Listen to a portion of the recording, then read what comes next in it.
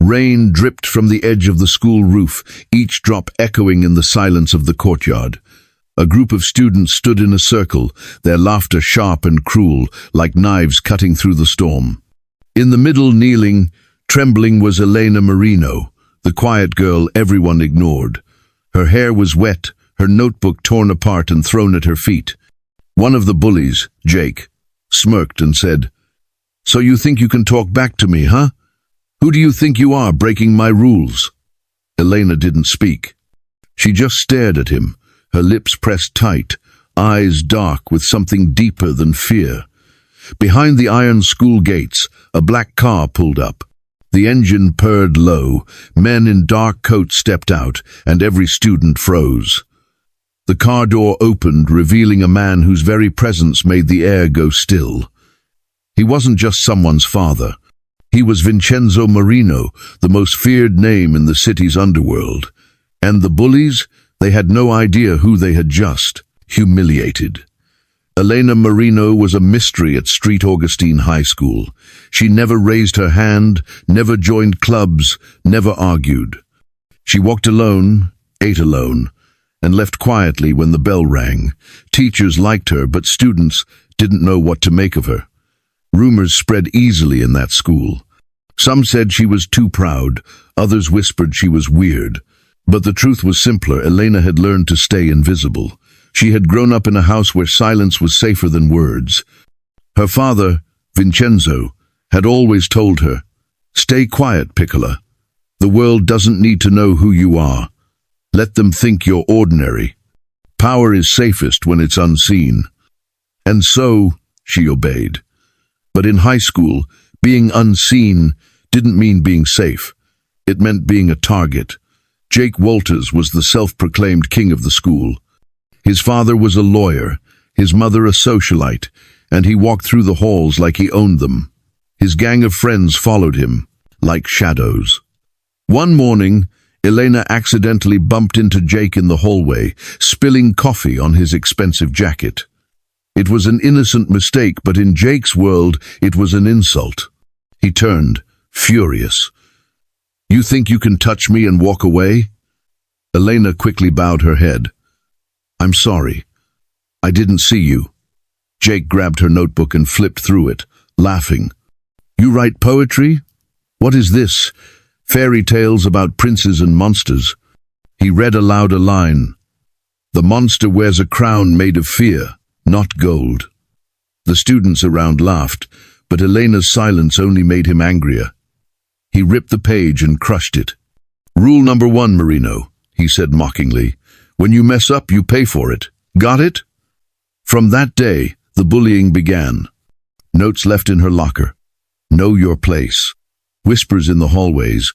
Trips and spills in the cafeteria. Elena never told anyone. Not the teachers. Not her father. She'd seen what her father was. Capable of when people crossed him.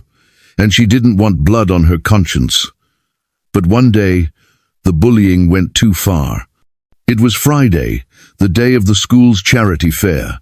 Students had to follow a strict dress code, white shirts, blue jeans, and no jewelry. Elena wore a silver chain around her neck, a small cross, the only gift her late mother ever gave her. Jake saw it and grinned. "Breaking rules again, quiet girl?" "I can't take it off," Elena whispered. "It belonged to my mother." Jake laughed cruelly. "Rules are rules." He snatched the necklace, snapping it from her neck. The crowd gasped. Elena dropped to her knees, desperately reaching for the tiny cross that fell to the ground. Jake crushed it beneath his shoe. Something in her broke. Tears filled her eyes, but her face stayed eerily calm. That night, she didn't eat. She sat in her room, staring at the broken cross in her palm. Her father knocked on the door. "Elena, are you okay?" She forced a smile. "Yes, Papa, just school stuff." He nodded. But when she turned away, a single tear fell. She didn't know that Vincenzo had already seen the bruises on her wrist and the torn strap of her school bag. He didn't ask again. But his silence was darker than thunder. Monday morning came. The rain hadn't stopped since that night. Elena walked into school wearing her usual plain clothes, clutching her repaired necklace. Jake and his friends spotted her instantly. "Well, look who's still alive," one of them jeered. "You think you can ignore us after what happened?" Jake walked closer. "Say something, Marino. What's wrong? Cat got your tongue?" Elena just stared at him. Calm. Silent. Jake smirked. "You broke the rules again. Didn't I tell you what happens when people break my rules?" He pushed her shoulder. She stumbled. Laughter erupted. That's when the black car arrived. It rolled to a slow stop near the school gate, rainwater splashing beneath its tires.